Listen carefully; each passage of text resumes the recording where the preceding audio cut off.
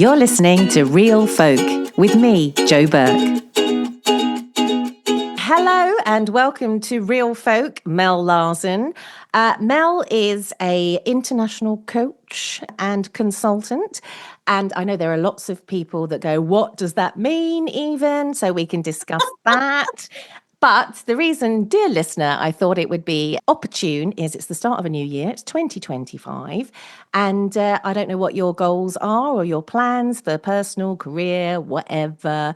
But I've got a hunch Mel might be the person to talk to for the next few minutes, half an hour. We'll see how long we can natter for. So welcome aboard, Mel Larsen. Oh, thank you, Jo. What a lovely introduction. And Jo, you are literally my first call of the year, like my first proper grown-up call. So it's like I wouldn't go that far. I was like off the sofa, switch the TV off, get into proper conversations, Mel. Nice. Well, I'm glad. I've made you be a grown up. Although I take umbrage at that actually, because I've spent my life trying to avoid being a grown up. So I think that's where the best creativity lies, personally. So yeah, we don't need to be grown up to have meetings, do we? No, I 100% agree actually, and I really love play. I think play is super important in business actually, as well as life, because we just get all our brilliant ideas when we relax and stop being so, desperately focused on everything. So yeah, Agreed. I love that. Agreed. So you're an international coach and a consultant, and I know the sort of especially during COVID and things. I think people became coaches or turned to coaches, and I still think there's a lot of skepticism about the term coach and what it means. And there was a plethora of suddenly life coaches and people that really didn't have that much experience, that had done one sort of diploma online over COVID and were suddenly experts. In fact, one of the funniest ones I saw was a hairdressing course online. It still tickles me to this day. It's like so bizarre. Mel is not that, because I've known Mel. We were just saying just before we came on air that I think I haven't seen Mel for about 20 years. Is it really that? Probably. And that's how we met, wasn't it? Through playing in this supergroup thingy where we would come up with ideas and slogans and things. It was so much fun. So I mean, we were both sort of freelance creatives really back then, and I still continue to do that, and really what you do now is an extension of that. So we have sort of grown up in that respect and sort of diversified our businesses and what we do, but actually to include even more creativity and play. So well done us. Yeah, well done us. And I always remember, Jo, you were brilliant at being creative and innovative. So, and I'm always keeping a track of what you do. And I think you've got something coming out, or have had something coming out, called Utter Burke. And I just laughed. I howled with laughter because you're so good with words. And I thought, oh, that's typical Jo, making us all laugh, Oh, thanks. So, Thanks. This was the first podcast that I started, and it's called Real Folk, and it's interviews with interesting people that people might not necessarily be aware of, a bit under the radar. And then Utter Burke was actually talking about challenges and things to do in the new year. That was my challenge last year. I just thought, right, I'm going to do a podcast that's just me and is like just a really conversational stream of conscious catch up once a week. So that's what Utter Burke is, basically. So it's sort of a diary of an Utter Burke, more is what it should be called. It's such a genius title. And I love that you just talked about the challenge you set yourself, because that's something I do a lot. And looping back to what you were saying about what people think about coaches, and I do get that cynicism, by the way, of course, because when you work with a coach, you're like sharing your deepest, innermost thoughts. It's a bit like going to a therapist, except it isn't therapy at all, because it's much more future focused. One of the things I think you have to do as a coach is really walk your talk and not just be BSing everyone like, hey, you can have anything you want. You kind of have to live it as well. And the minute you said challenge, I remembered, I think it must have been about five years ago now, I set myself the challenge of doing a Facebook Live every single day for a whole year. I remember that. And I used to watch some of them, obviously not all of them. That's a big ask. Why not? But I do remember you doing that. Yeah. Yeah, and I think coaching, when people are like, what is coaching? I think a lot of it is about really exploring the best of you. Like, what am I capable of? What do I really want? And what would it take for me to get that? And in my field, I'm really helping people amplify their clients, their income, and their impact. So it's like, mostly people come to me because they want to sell more, to put it bluntly. And Mm. a lot of people are really good at what they do, but they don't understand marketing. Like, they could be, for example, a brilliant hairdresser or a brilliant copywriter or photographer or coach even, and they have no idea how to get their wares out there. And if you can't do that, it's really sad because then you're not going to earn an income.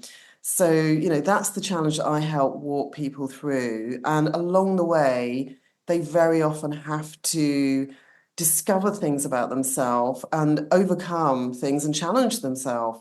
So for a lot of people, one of the reasons I did a Facebook Live every day for a year was to get used to putting myself out there and being visible. Because a lot of people, they're like, but I'm a copywriter. I don't want to be the face of my business. I don't want to be out there in front of the camera. I'm a photographer. I'm behind the camera, not in front of it. So that's a major thing that a lot of business owners have to confront is they need to get visible and be seen in the marketplace. Because if they don't, people can't choose whether to buy from them or not. No, it's a good point, and it isn't really a choice, is it? But you can see why a lot of people that don't naturally like being, like you said, in front of the camera, that it's a bit of a bitter pill to suddenly realize you've started a business and then now you've actually got to be the face of that business. Yeah, and if you're like brilliant at being visible, I know you've been on the stage and all sorts, and you're a total natural. It doesn't come naturally to everyone. I had to learn it and I've been doing it for years and years. So I'm used to it. I had a bit of a head start, during COVID, a lot of people had to pivot into going online and learning to do that. And it was really hard for them.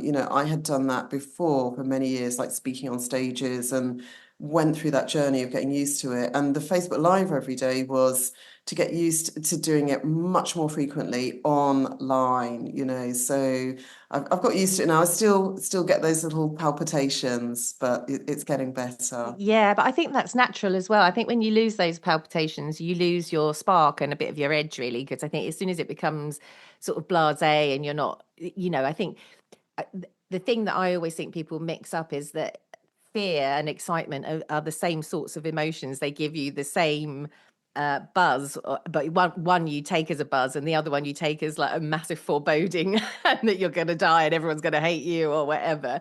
But actually, it's the same physicality that fear Yeah. and excitement have. So I've always found that really interesting. And I think it's an important one for people to remember when if they're not used to public speaking or if they've got to do something out of their comfort zone. Yeah, I'm just as you're speaking, I'm remembering one of the most challenging public speaking experiences I had was leading, like training a group of senior arts professionals. So I'm in the room. That's challenging on its own, like, training a group of professionals. There's about 30 people in the room.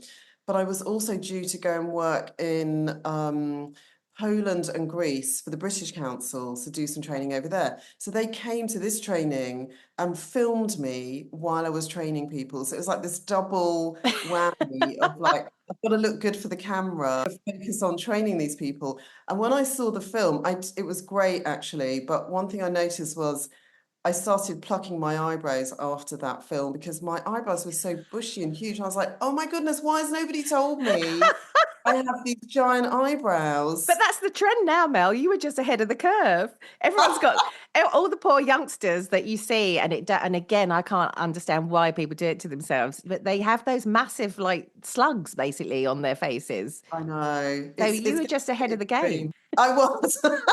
Thank you for that reframe, Jo. I actually You're welcome. reframed my traumatic experience. Oh, and the other one was talking of public speaking. The other one was I was in Austria last year, so I went to speak at this fantastic, they call it a festival. It's really a conference, but it's delivered in a kind of cool festival-y way. So they had DJs there and they had like about 8 different stages. And I was speaking on the stage. I flew out to Austria, which I've never been to. I was speaking on stage, but it's a bit like TED. It's a bit like TED Talk. And there were a lot of people who'd done TED Talks there. So you kind of you really have to bring your A game. Like literally, I met like the creative producer of Pinterest there. It's like that level. Wow. The year before they'd like had the head of marketing of Netflix. So it's like really high level. So I was nervous and I was in the queue in the morning. I was due to speak, just get into the venue. You had your pass and everything. And I was standing chatting away to this woman and it was great. And I was like, oh, I can relax now. Everyone here is great. And then she said, oh, I was asking about her TED talk and she was like, yeah, I kind of completely dried up and froze and forgot my words. And I was like, why would you tell me that on the day that you can't Thanks. speak? I suddenly started getting really nervous. That was my second most scary experience. That was a really hard one, actually, because of the level. And all the speakers I spoke to said they were nervous. They were all like seasoned speakers. It was something about the level of people that were there that kind of suddenly raised the bar, Spooked everyone.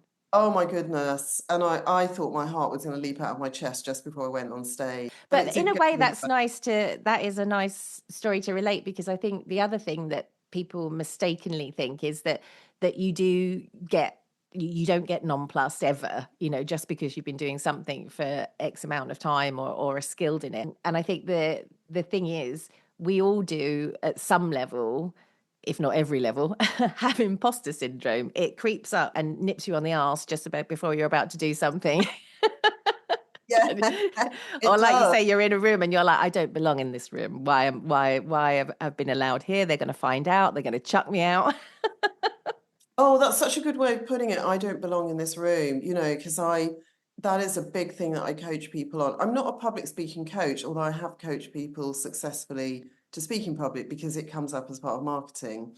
But that imposter syndrome, oh my goodness, it comes up over and over again. I coach a lot of chief execs as well as small scale entrepreneurs.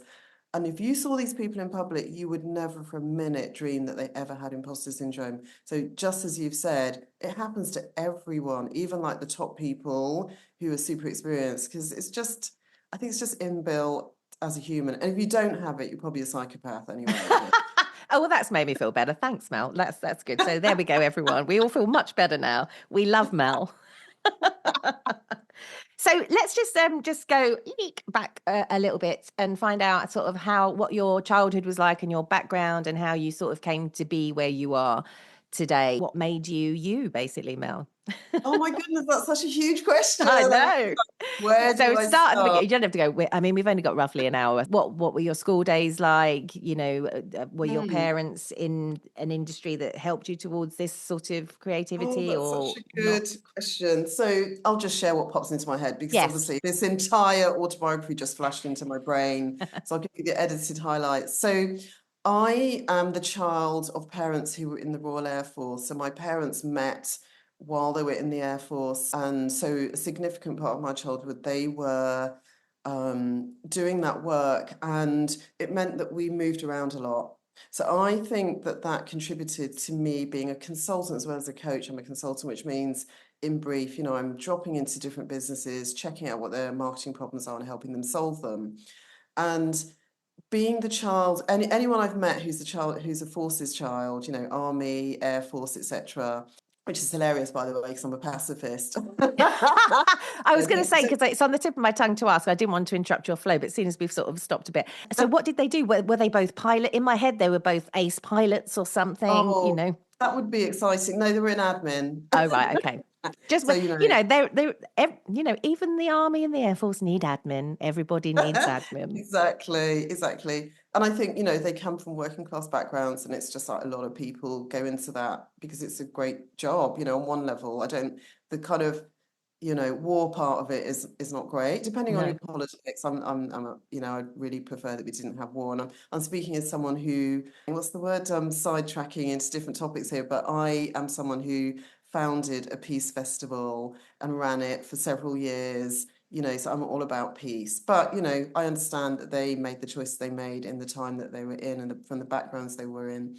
So going back to the topic of being a consultant, I had a childhood of like going to different schools, having to make friends very quickly, sussing out what's going on, where do I fit in, and having to adapt and read situations very quickly. And I use that all the time now in my in my work. And also, let's not forget, I grew up in mainly, so, this is audio. So anyone who doesn't know, I'm a person of colour, I'm mixed race, Jamaican father, God rest his soul, and a white Cornish mother. And, growing up in the 60s, I was super noticeable out in the English countryside. And I had a lot of lovely friends, but I also had people who were mean and, I was bullied. Yeah. So it really toughened me up. And it also helped me to see what people do to survive, how people form cliques, who's open-minded, who isn't, all of those things. As a young girl, I had to read a lot of social situations, and I'm still fascinated by that.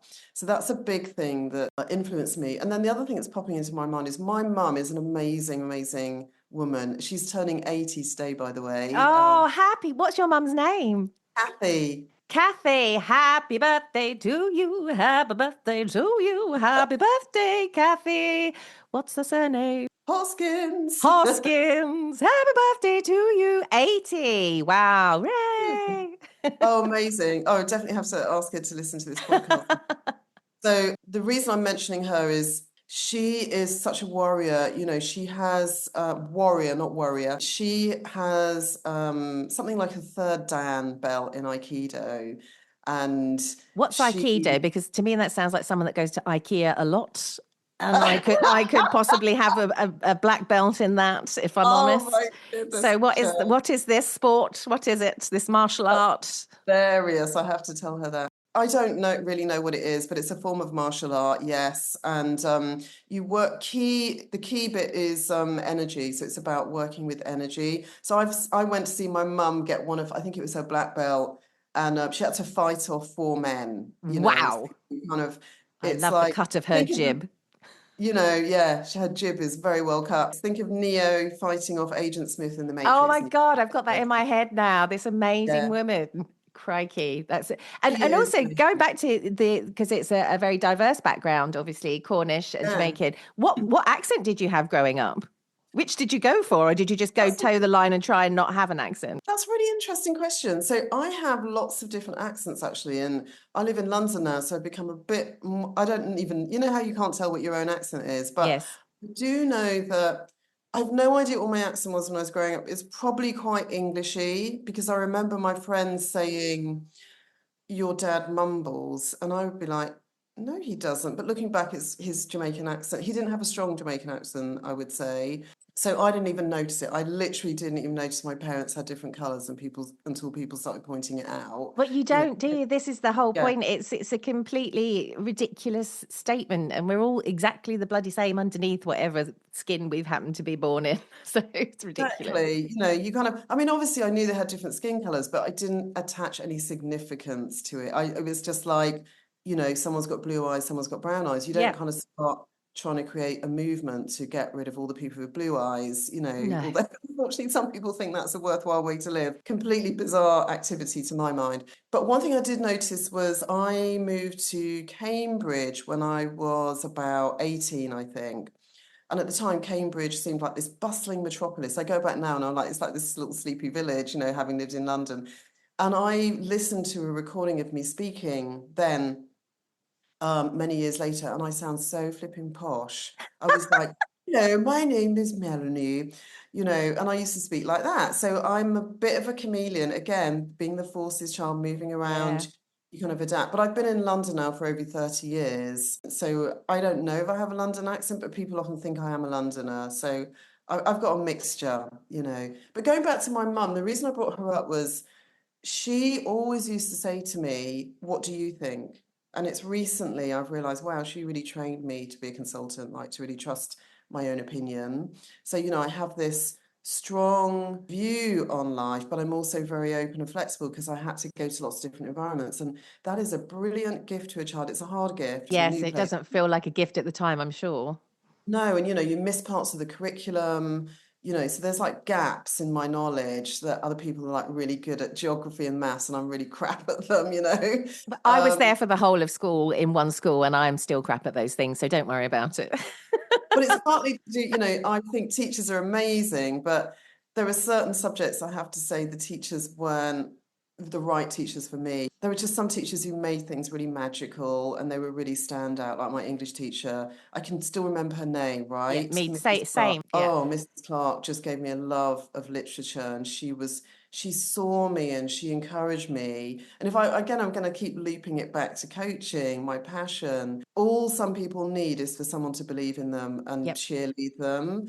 And sometimes in coaching, that's part of what you're doing. It goes a lot deeper than that, but sometimes they just need someone who's got their back professionally to say, look, you can do this. I've done it and I know it's totally possible. And it means a lot. And you know what? Over the last 3 years, people have been through hell, like Yes. COVID, all the different world events, political events. It's like people have felt so powerless and so disappointed and disillusioned. And Brexit, whichever side of the fence you're on politically, it's been a tough time, right? There's Yeah. been fights within families. It's been really challenging. And people have turned to coaches and therapists and support because, oh, and also, oh my goodness, Jo, so many people getting ill and worse, it's been a lot. It has. So, And I think a lot of what you've just mentioned has been really glossed over as well. I yeah. think I think nobody has been allowed to feel disgruntled, angry, sad, all of the emotions. I think people have just been expected after 3 years of on and off lockdowns and the world coming to a standstill. We Mm, were sort of hoodwinked into thinking it was okay and normal and just pick yourself up and carry on and not have any flashbacks to it or any any sort of yeah. ongoing trauma based around it, which to Yes. me is as frightening as them shutting the world down for that amount of time. Yeah. Oh my goodness. I remember I was speaking at a conference and COVID came up and we had like maybe 15 minutes just to chat briefly about how it impacted this sector. And I sat there and I thought, we need a whole weekend on this. Like people just could not stop. It was like a therapy session and you're absolutely right. There's been no, I mean, that's not true. I was about to say there's been no opportunities. There have, like people have said, come on this webinar and talk about it, but there's been no top-down stuff. And we kind of need our leaders to say, yes, we went through hell and, something, Yeah, anything there's no that acknowledgement, and also the other thing with it, it's that was sort of the big double triple whammy, and then since then we have just had war after energy crisis after it's just like how it's almost textbook how to ramp up fear and anxiety in a population. And I think I stopped watching the news when COVID started because I couldn't bear it. I've said Mhm. this before, I think, when I've spoken to other people on here, but I genuinely think you feel, well, I do feel mentally healthier if I switch it off and just try and concentrate on what I'm in control of, because you get that you're just looking at such a big picture that's way out of your control and you Yeah. spiral into depression and all sorts. Yeah, and I think you've hit the nail on the head. When people feel they have no control, there's actually been studies done on this around work. They get depressed, even just in the workplace when people feel micromanaged by their manager, which is a hellish experience if you've ever been through it. They feel they have no choice, no autonomy, and then life kind of loses its purpose. We need that sense of control. And when it happens on that massive scale and it was so weird. I remember when COVID first hit, and this is going to turn into a therapy session now, Joe, right? But I remember the first time me and my husband went to Tesco, and it was like, I literally was like, is it going to be like the zombie apocalypse out there? Is it safe to go out? And it was so weird. Eerie. It was eerie, wasn't it? Eerie. Everything. Yeah. Yeah. And it's like, Really odd. is it safe? It was so, and like, there was like the guidance was so sparse, and it was like, what do we do? And contradictory and nonsensical. Oh, you can go to a restaurant, but you've got to keep a mask on until you sit at the table, because when you sat at the table everything's fine. you know I know. it's just like, oh, for fuck's sake, excuse my French, but Yeah. it's like, Yeah. treat us with some form of intelligence, and Yes. you don't gaslight us. Yeah. Like, oh, what a weird time Weird that time. was. But let's Really. park Yeah. that and get back Yeah. into your mum has obviously been a pivotal, and your background actually. And so I'm glad I asked, really, because it just goes to show that sort, like you said, that sort of upbringing is intrinsic training for spotting what's wrong in a situation and sort of always being, I suppose, as a kid on guard a bit, really. Yes, and I'm a strong person, I'm a positive person, but when you've been bullied at school, it does kind of scar you. And that's, I think, the other reason why I got into the world of coaching was realizing you can overcome anything from your past. And I mean anything, because it's exactly what you were saying earlier about the difference between fear and excitement is it's the meaning you attribute to it, because really it's the same physiological response. And once you're taught that, you can start choosing how you see the world around you, how you see yourself. So, if I've seen coaching like transform someone from like someone who has like the identity of I'm a shy person, and they really believe that into, oh, that's just a choice I made as a child as a defense mechanism because blah, blah, blah happened. As an adult, I can choose to be outgoing because Yeah. none of us are fixed. We are not fixed beings. And they used to think, psychologists used to think you can't change your personality. Actually, you can. I'm not saying it's always easy. There are certain things about us that probably never really going to change, but sometimes it's trauma that changes it for us. Sometimes people have like this enlightenment experience where it might be giving birth to a child, and someone who's been a kind of work shy person suddenly decides to start their own business and really go for it. Things like that can happen that completely turn our lives around, or someone who's been like really angry and resentful all their life suddenly experience deep love and realize I want to be a more loving person. I'm going to forgive. And in that forgiving, they reconnect with their heart and start to really enjoy their life again. I think those things, I call them miracles. I think they're really magical. And that's another reason why I did. And coaching is incredible. Yeah. It's miraculous. Yeah. And so you concentrate mainly on businesses, do you, or do you do one-to-one and personal stuff now, or have you ever done it, or do you choose not to do that? That's a great question. I do in special circumstances. So chief execs of usually not-for-profit organizations, I do coach. Solopreneurs, I tend to invite into my group because it just works better. They get faster results. And that really works for people who own their own businesses. But people who are heading up like a charity as a chief exec are unlikely to come into a group program for entrepreneurs. So I tend to work with them separately.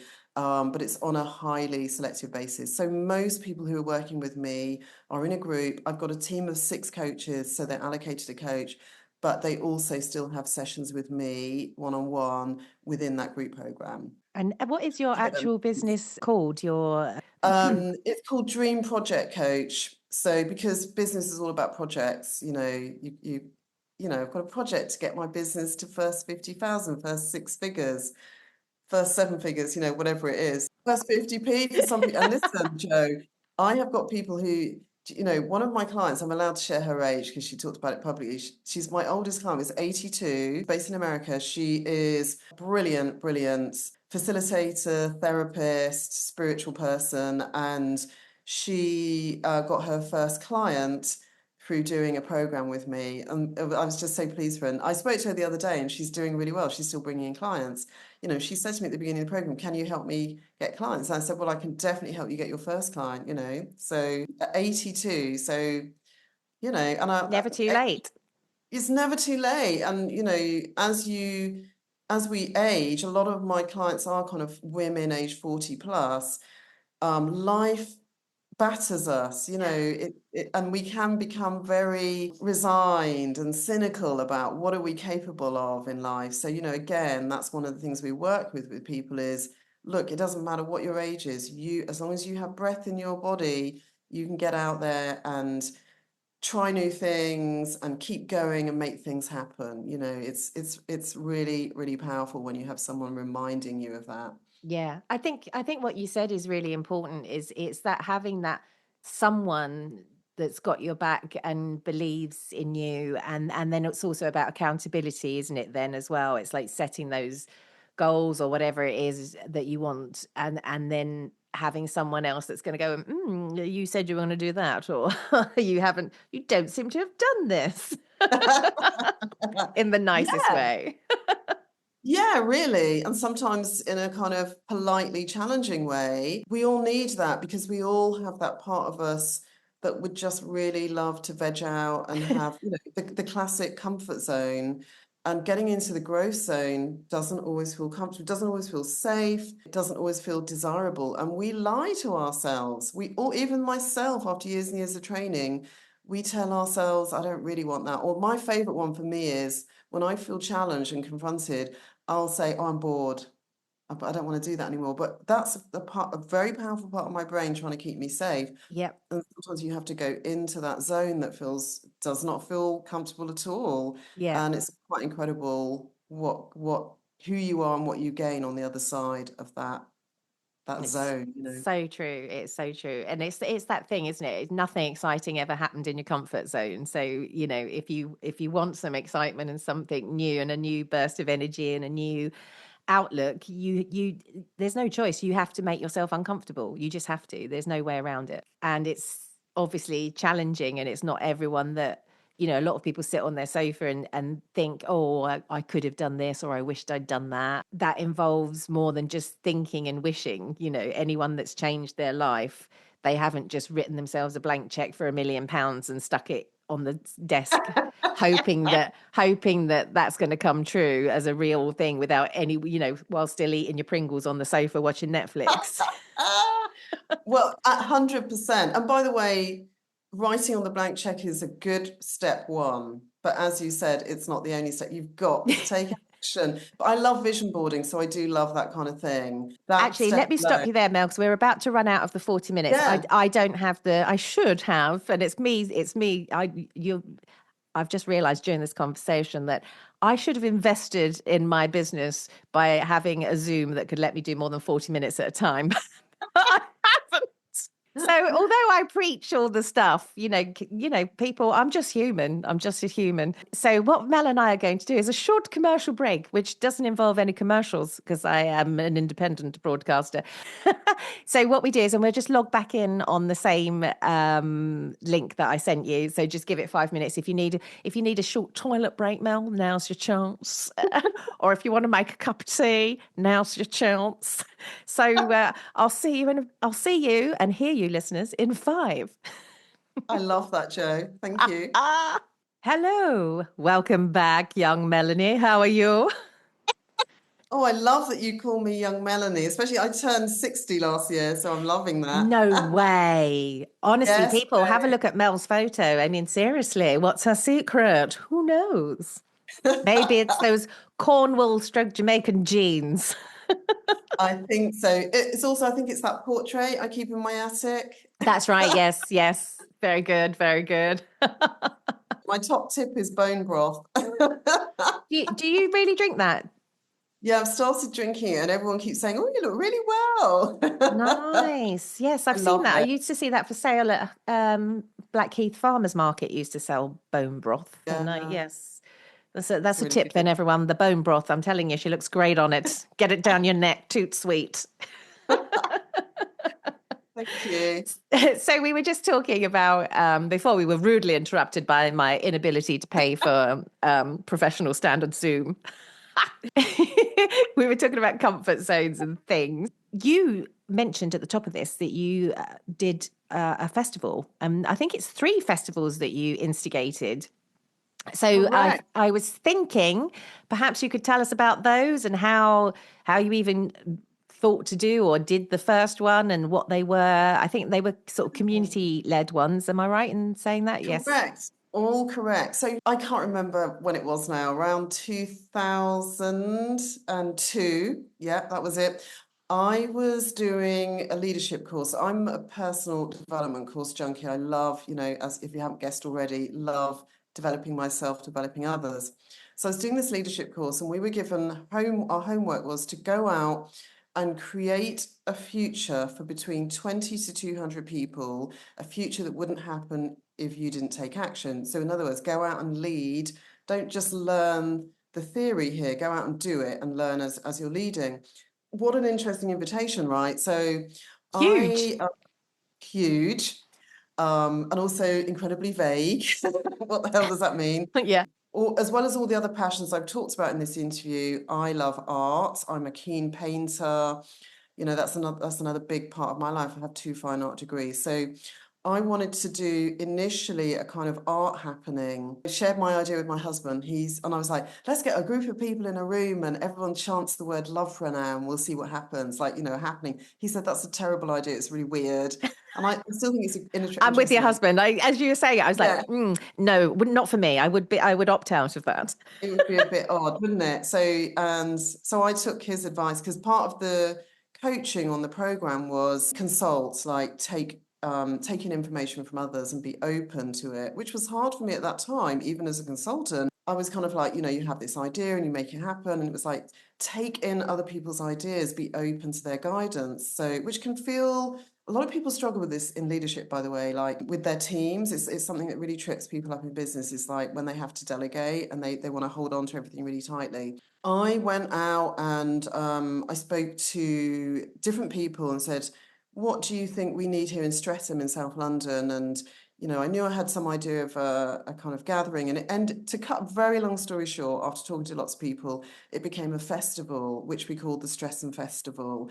And I got support from all sorts of people because I remained open. So kind of built up this incredible team. And we had a festival and a series of arts events, you know, because I love the arts. And we had a live event. I think about 200 people showed up. Wow. My mum took part. She played her didgeridoo. Oh my goodness. Hang on, wait a moment. Not Yeah, only is it her birthday and she's wonderful because she's set you up for a lifelong career of joy and doing things you love and helping others, she plays the didgeridoo bloody do.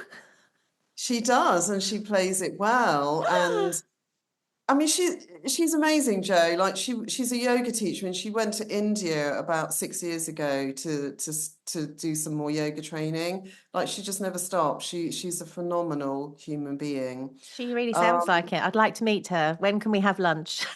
oh, you know what? Once met, never forgotten. People always remember her, and she's My mum's a bit the same. really, well, Yeah. look at you. You know, you would have to have an amazing mum to be you because you're really incredible. You're very creative and, as I said, innovative, you know. So yeah, amazing mums, right? Yep. So anyway, so I did this event. It was, you know, at the time there wasn't much happening in Streatham on the cultural calendar. And then I was like, great, homework done. But the town centre manager, Leah Levain, had said to me, I'll fund this. She put in about a couple of thousand, I think, at the time, if you do, you know, create this on an annual basis. I was like, oh my God, what have I done? I now have to commit. But I was like, yeah, let's do it. Let's see where it goes. So I ran that for, I think it was about 5 years, built up an amazing team, and then handed it over to 2 amazing women who are still firm friends, Patricia Sauer and Anna Godsif, have to name check them, who then took on the leadership. And they then handed it over to other leaders. Like it's still It's its going. I own think it's like, thing. you know what, 2002, what's that? 20 years, right? Something like that. Yeah. I'm really bad at math. 23, 22 years ago. What are we? Yeah, right. 2025 now. Yeah, yeah. Yeah. So Wow. it's still going. And so that homework, I think we can say the homework was achieved. It It was a created a big future. tick. No, big tick, thousands of people have taken part. So then, to cut a long story short, I was like, no more festivals, such hard work. I love it, but I'm doing it on top of my consulting work. Wasn't doing much coaching then. I was doing a bit. And then Patricia came back to me, I think about 2 years after I'd left, and said, we want to create a food festival in Streatham because there's so many places to eat here. And by the way, Streatham has the longest high road in Europe. Like it has this long ass high road and it's full of eateries. And many of them are run by actually like Michelin starred chefs. You would never know because it doesn't look like it, but there's been amazing, amazing cafes, restaurants, etc. there. So I was like, yeah, okay. And I did it because I wasn't very busy at the time and they offered to pay me.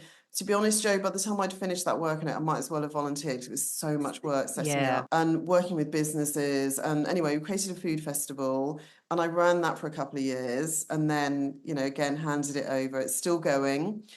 And then I was really like, okay, really, really no more festivals now, because I was even busier, you know, because my career was like, and then I was on Twitter, which of course has now become X. And of course, for me, I don't want to be on there. But at the time, it was still, everyone still loved Twitter at that point. So someone who lived in Streatham was talking about peace and the International Day of Peace. And I had seen this incredible video, which if you're listening, you must watch. It's called The Day After Peace. I think it's called that, created by this guy called Jeremy Gilley, who's an actor who, so much to say, but the short version is he managed to cause a ceasefire with the Taliban in Afghanistan, so thousands of children could get they could get vaccinations to children, and that is like an incredible feat. And Yeah. he's basically resurrected the International Day of Peace, and he does this amazing event every year. And I got really inspired, really moved actually. And I was like, I want to do my bit for peace because I really love non-violent communication. I'm not saying I'm the most peaceful person in the world, far from it. You know, I have my faults, but I really believe it's the way forward for the human race is for us to learn to find ways of being together that aren't violent. And I think that's something that can be learned. You know, it's everyone's talking about trauma now. Yeah. People beginning to understand the impact of trauma more. So I thought I just want to show this film. I want people to see this film because it's so inspiring.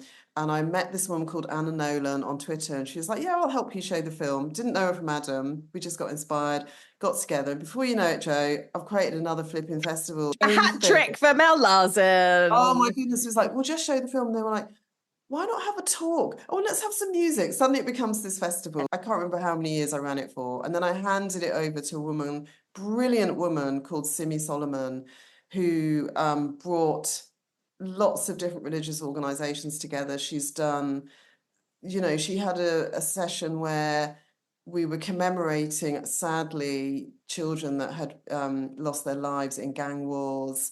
We talked about very serious topics, but also fun topics, everything to do with peace. And one of the things I'm most proud of is for a number of years, we had peace as a topic in school assemblies. So literally thousands of children got to talk about what peace meant for them. And we weren't didactic. We weren't like, this is what you should do. We asked them, what do you think, you know, peace is, what will cause peace in the world? And I think that's a powerful question to ask children because I believe that will stay with them for the rest of their lives. And that is why education is one of the primary places. I discovered from running the Peace Festival every single year, just before the Peace Festival, would be some atrocity happening in the world. And we would always think, why are we doing this? Why do we bother? It's so difficult, it's so complicated. And we always were like, because we have to keep going and we have to keep presencing Yeah. this conversation for change. On a grand scale, when we look across the world, you know, I wish that our world leaders were thinking in that way. I think I see a lot of survival leadership, a lot of traumatized leadership. You know, we have some very powerful people in the world who, if only they would turn their sights to how can we all work together, it would be incredible. And some people who are so powerful they could do that, and then they're choosing not to, I or think they're doing. the frightening thing is that the leaders in the biggest countries of the world are not even fit for purpose. You know, they're actually criminals, and Yes, you know there you go. they are Yeah. not what should be leading anything. They shouldn't even be leading a dog, as far as I'm concerned, let alone a country. So No, but going back to the festivals, one of the things that I learned from running a peace festival was having to address my own lack of peace. And that surprised me because when you're constantly thinking about a topic, you really start to see, am I peaceful? What's in my world? And having to address my own lack of hope sometimes, like, why are we having a peace festival? It's so hard. But I'm very proud that it's still going. All three festivals are still going. One of the things I feel really proud about is, and this is the story of, again, how powerful we can be. So I one of the things, I think this was before the Peace Festival, actually, it's like a precursor to the actual festival when I was exploring peace, because I was really, you know, still doing leadership training and like really exploring what can you do as a leader? How can I, as one person, impact change? And one of the things I did was I thought, I'm going to invite people to have conversations about peace. I thought that's easy and that could have a ripple effect. It's actually quite hard to do, actually, but I got a number of people to do it. My mum said, yeah, I'll have a talk to some friends. My friend in Australia said, I'll talk to some friends down the pub. And then I contacted one guy I know in the UK, a Rastafarian guy called Shango, who lives in the UK. He spends half his time in the UK and half the year in Ghana. Lovely guy, works in theatre, very creative. And I said to him, would you like to do this? And he said, I don't have the time, but I'll contact. He's actually, I don't know if I just said, he's Trinidadian originally. So he said, I'll contact a school teacher I know in Trinidad, actually not a school teacher, an arts person, and ask if she wants to do it. So he kind of passed the ball on to someone else. And I don't think I chatted with her, I can't remember, it's a long time ago now, but we had an email exchange and she said, yeah, I'll do it. I'll do something. Anyway, a few weeks later, she sent me a newspaper clipping from Trinidad, picture of 300 kids in Trinidad had this, she'd done a workshop with them to explore peace. 2 phone conversations, a couple of emails. My leadership caused something on the other side of the world that I didn't have to lift a finger to create. And that's when I really got the power of opening your mouth, causing something. And I would say, still, I would say, I'm not super politically informed. I'm not the most courageous person. I frequently feel scared. I frequently think, am I doing the right thing? Am I doing this right? All the imposter syndrome comes up. But because I took action, those kids had a great conversation. They had a great experience and it got covered in the press, you know. So I was like, we are more powerful than we think. And so there were so many stories I could tell like that about what those different festivals did and still do. They're all still going. So if you like, that's my legacy. And the funny thing is, most of the people running those festivals now don't even know who I am. It's like I planted a seed and off it went, you know. So it's not even an ego thing. It's nice for people to say, "Oh, Mel, you've done this festival," but it's nothing to do with me anymore. I just left a legacy.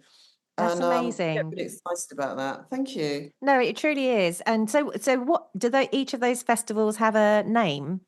Yeah, so there's the Streatham Festival, which is pretty much an arts festival. And there's the Streatham Food Festival. And then there's the Little Big Peace event. Oh, that's a nice title. That's Yeah, lovely. Well, as a legacy, Mel, that's pretty good going, isn't it? I mean, not seriously. bad. Yeah.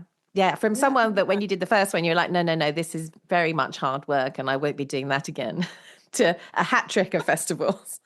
bad. That's Thank you. huge. That's absolutely, that's so inspiring. I mean, really, I mean, who's done that in their life?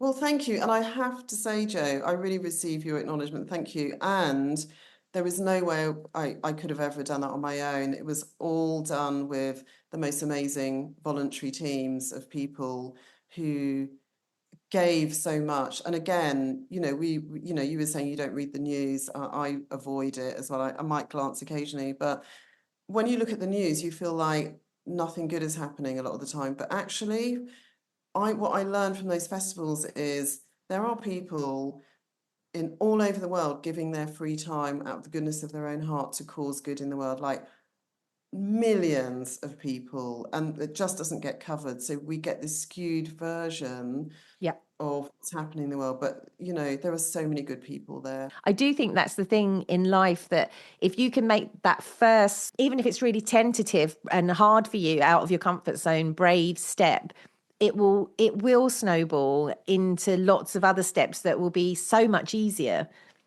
That's it in a nutshell. And if you'd said to me in 2002, you will have achieved all of this, I would have just said, I can't see that, that's too big. But you grow into, I always say you grow into your vision, you grow into your dream, and get started. Exactly as you Yeah. said, take those small steps, and you'll be amazed at where it takes you next.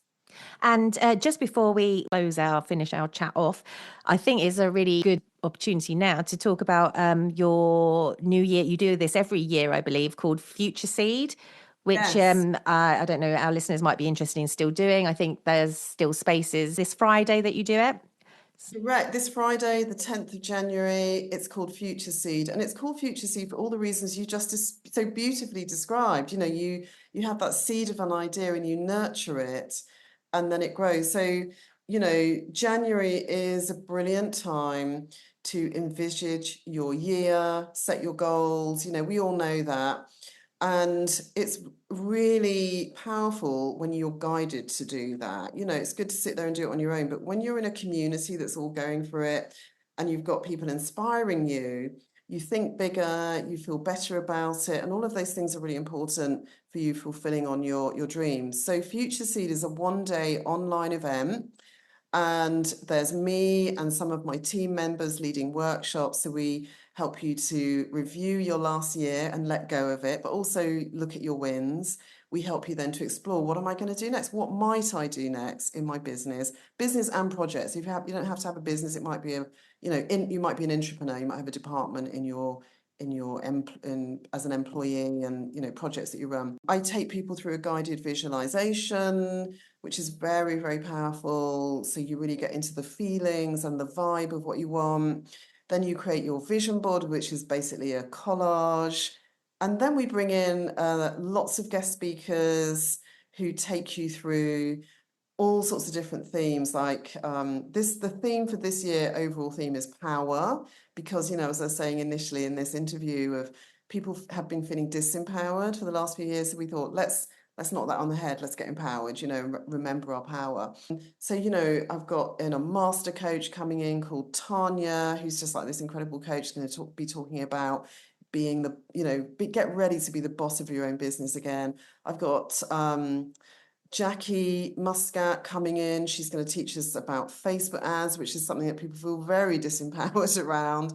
I've got Lainey Love Dolby coming in from America, and she's all about sparkling shamelessly and using your body to reclaim your what she likes to call your orgasmic power. This is a business event, but the body and she's a really interesting person. I mean, I can't wait for her session, because she's phenomenal, and she's a real kind of standout personality, and very powerful about kind of energy and how we view ourselves. And so many more speakers coming in. So it's not going to be like your typical business event. I'm going to be walking people through like tips on messaging, for powerful messaging in your business. So there'll be marketing stuff for sure, goal setting for sure, but also, there's one other guest speaker I must mention, Harriet Thomas, who recently has finished walking from Land's End to John O'Groats, right? How incredible is that? And so that's 1,200 miles that she walked. She's going to talk about what she learned from doing that.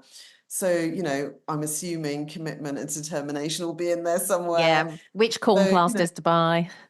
oh, yeah, how Handy to stop tips. chafing. And she's a wonderful person. She is an amazing person. She's so can do. I just love being around her. So I always pick people who are like light you up people. Some of them are going to challenge you. Some of them are going to be a bit outrageous, but it's always a really, really amazing day. And a whole heap of other stuff as well that there's not enough time to go into. So that's what it's about. And this is my 6th year of doing it. So I guess what, Jo, I think it's kind of like I've created another festival Yes, you business. have. An annual get together of like-minded people that are looking for their next challenge, or how to change or shake their business up a bit. Yeah. So what time does it start on Friday? So it's UK timings. It's 10 a.m. to 7 p.m. at night. I know that might sound like a long time to be on Zoom, but we have a lot of breaks. And every single year when people show up and they kind of like, oh, maybe I'll dip in and out, they're always like, oh, I need to cancel my meeting. I'm loving this. Like, seriously, that's not just hype. There's one other thing I need to say about it, Jo, that's really important is it is ticketed. It is a paid for event. All the income goes to Kiva. Kiva is an amazing organization that loans money to people like you and me, but who are in underserved communities. I hate the word third world, developing countries. I don't like those terms. I know they're kind of convenient, but I think they kind of suggest a power dynamic that's not helpful. So I like to say underserved communities. And so I always funnel that money towards women's business cooperatives, like food growing, textile cooperatives in African countries. And it is not a handout. It is not a handout, it's a leg up. So they get that money as a loan and then they pay it back. But that loan has no interest charged, and they can take as long as they need to pay it back. So I love that, because it doesn't strip people of their dignity. It's like equitable, and I think it's the perfect partnership for businesses. So that the ticket income is directly helping our peers in other parts of the world. Well, that's another really good reason to do it, actually, isn't it? I mean, that's it gives you all the vibes, doesn't it? It's all the feel goods. Basically, feel good about yourself, your business, and then feel good about helping others to feel good about their own business. So it's, the gift that just keeps giving. Jo, will you come and do my marketing for me? That was just so good. That was perfect, perfectly worded. I'll have to use that. Well, Mel, it's been absolutely amazing catching up with you. I can't believe it's been like 20 odd years since we've been in the same room doing freelance creative consulting. And my, how things have moved along. So, yeah, I mean, huge congratulations to you and all your amazing, amazing achievements. I know I've said the word amazing like ridiculous amount of times, like I'm some sort of American. Amazing. But you are, and it has Um, been exactly what this podcast is all about, which is inspiring stories from real folk, because the other thing is, I think that people often just think that the people that they see that are successful have some sort of magic ingredient that they don't have. And it's not true. We're all capable of doing amazing, incredible things with our lives and helping others as well. So, and I think you are a testament to all those things. So, thank you so, so much for coming on. It's been a blast. And I think we just need to mention your website and where they can find the link. I'll put the link to Future Seed in the description of this episode. But what's your website, Mel, again? So it's dreamprojectcoach.com. .com. And the event is called Future Seed, and the tickets are on sale now. The tickets are on sale now. What I'll do, Jo, is I'll send you a special discount code so your listeners can get some money off, as a special How very treat. kind. See, dear listener, there's a reason that you listen to these. Mel's the first person to give you any money off anything. That's all I'm saying. I never have, but they're free. My podcasts are free. I send them into the world to spread happiness and joy in dark corners. Oh, I love that. I love that. And that's important. I do free stuff as well. And I think it's important to give and be generous in business. And I love what you do, Jo. It's been such a pleasure to spend this time with you. Thank you. Thank you so much. And hopefully catch up again soon. Good luck with Future Seed and everything else. Thanks, Bye. Jo. Thanks for listening to Real Folk with me, Jo Burke.